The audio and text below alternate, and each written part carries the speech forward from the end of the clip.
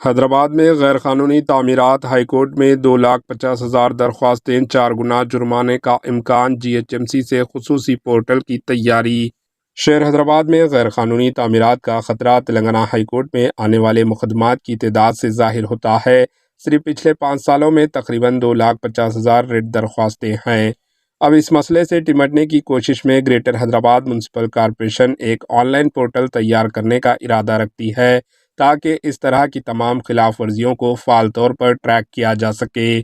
یہ مالکین پر بھاری جرمانہ عائد کرنے کا ارادہ رکھتا ہے اور یہاں تک کہ ایک نوٹیفیکیشن غیر مجاز تعمیر EC پر بھی تمام غیر قانونی تعمیرات کے خلاف سخت کارروائی کرنے کے لیے ہائی کورٹ کی حالیہ ہدایت کے بعد یہ کارروائی عمل میں آئی۔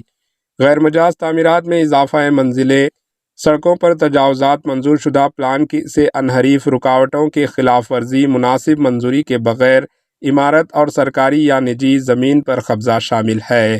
پرجوانی پروگرام کے دوران شہری اداروں کو موصول ہونے والی شکایات میں کم از کم 40 تا 50% غیر مجاز تعمیرات سے متعلق ہے۔ اس سال اب تک GHMC نے پورے شہر میں 1000 سے زائد غیر مجاز تعمیرات کو منہدم کر دیا، تاہم بہت سے املاک مالکین GHMC حکام کی نوٹس سے بچتے رہے۔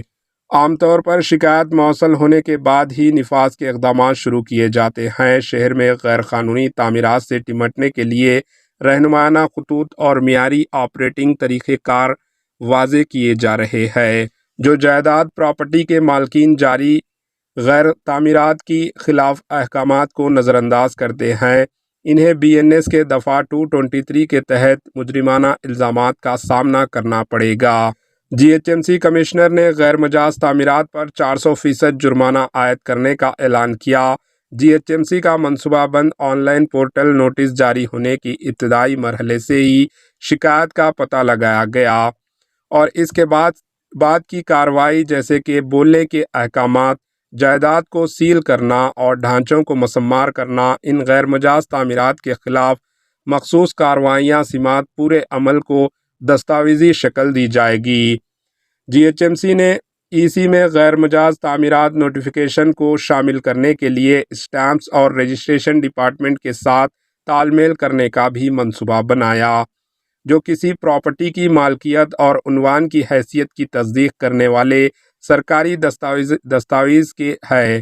GHMC کے عہدیداروں نے کہا کہ عمارت کے مالکین ابتدائی طور پر G+1 یا G+2 ڈھانچوں کی اجازت نامے حاصل کر کے اور پھر غیر قانونی طور پر اضافی منزلیں تعمیر کر کے ضابطوں کی خلاف ورزی کرتے ہیں اور رہائشی احاطے کی تجارتی اداروں میں تبدیل کر کے ضابطوں کی خلاف ورزی کرتے ہیں اور اضافی ٹیکس سے بچنے کی کوشش کرتے ہیں۔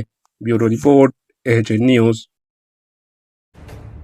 AHN نیوز کے YouTube چینل کو سبسکرائب کریں اور بیل آئیکن کو دبانا نہ بھولیں تاکہ آپ کو ہر نئی آنے والی ویڈیو کا نوٹیفیکیشن بر وقت مل سکے۔